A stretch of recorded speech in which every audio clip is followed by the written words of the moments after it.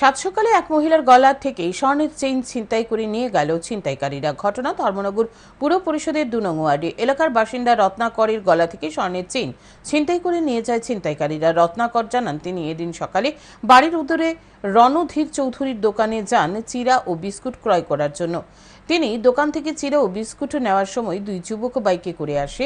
এক যুবক বাইকে বসা অবস্থায় ছিল, অপর যুবক দোকানে এসে একটি প্লাস্টিকের ক্যারিব্যাগ দেওয়ার জন্য দোকান মালিককে বলে। দোকান মালিক প্লাস্টিকের ক্যারিব্যাগ দেওয়ার সময় ওই যুবক ওনার গলা থেকে স্বর্ণের চেইনটি টান দিয়ে ছিনিয়ে নিয়ে বাইকে করে পালিয়ে যায়। তিনি চিৎকার করলে স্থানীয়রা বাড়ি থেকে বেরিয়ে আসে। ততক্ষণে ওই ২ যুবক ঘটনাস্থল থেকে পালিয়ে যায়। তিনি আরও জানান, ছিনতাই করে নিয়ে যাওয়া স্বর্ণের চেইনের ওজন প্রায় ২.৫ ভরি হবে। এইদিকে ঘটনার খবর পেয়ে ধর্মনগর থানার পুলিশ ঘটনাস্থলে ছুটে যায়। পুলিশ ঘটনার তদন্তে নেমেছে। এখন দেখার পুলিশ এই ছিনতাইয়ের ঘটনার কিনারা করতে পারে কিনা।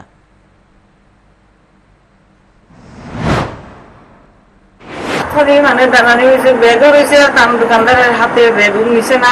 আমার গলার ধরে টান মারিয়া চেইনটা লইয়া আর বাইকও দিছে ড্রাইভারের স্টার দেওয়ার পরে আমি গেছি, সঙ্গে সঙ্গে গিয়া বাইকও টান দিছি, শিক্ষায় দিছি, বাইকও স্টার দিছি, দিলেইছে।